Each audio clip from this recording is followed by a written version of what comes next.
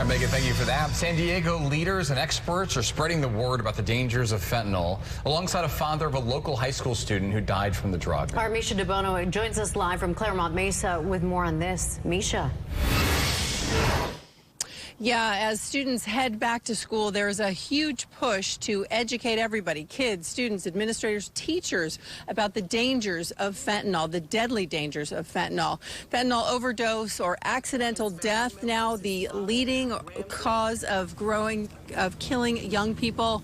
Experts estimate roughly an entire classroom of kids dies every month due to fentanyl.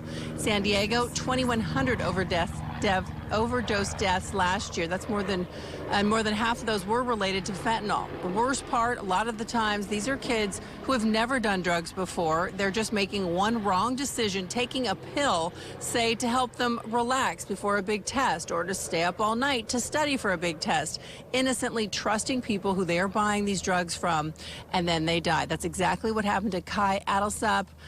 By all accounts, this kid was a model student.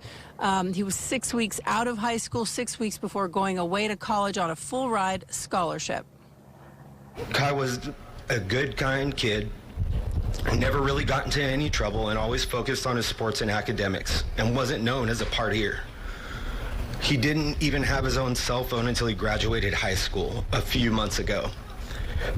He was what you would imagine the all-American kid to be from a movie. As a family, we're extremely close. We talk about things regularly, and we're involved in his and all of our children's life more than most parents. We talked about the dangers of drugs and alcohol, and even discussed what we knew about fentanyl, how you were hearing more about it, and to be cautious. Kai had gotten the pill, which he was told was a Percocet, and assured that it was completely safe by an acquaintance over Instagram who was running an online store. The guy who poisoned our son knew the pill was counterfeit and laced with fentanyl. Our son never tried it before. His group of friends weren't known for that sort of thing and still aren't.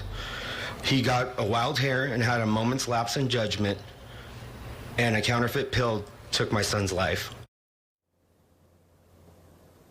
They say as much as 2 grains of salt can be deadly, and a lot of times that's what happens. These kids do not realize what they're taking and that it could be counterfeit or laced. The people that sold that Percocet to Kai, by the way, were arrested within 5 hours of his death. The family at least taking some solace in that and spreading the word, hoping that their son's death can help other people. Perhaps, again, that message is to make sure anyone who has anything to do with teenagers, with students, to make sure they are aware of these deadly dangers, make sure they have Narcan on hand and know how to use it as well. Now they have these fentanyl strips, which kids should have access to, so in case they do decide to make a crazy decision, they can test it first to make sure it is not somehow laced with fentanyl.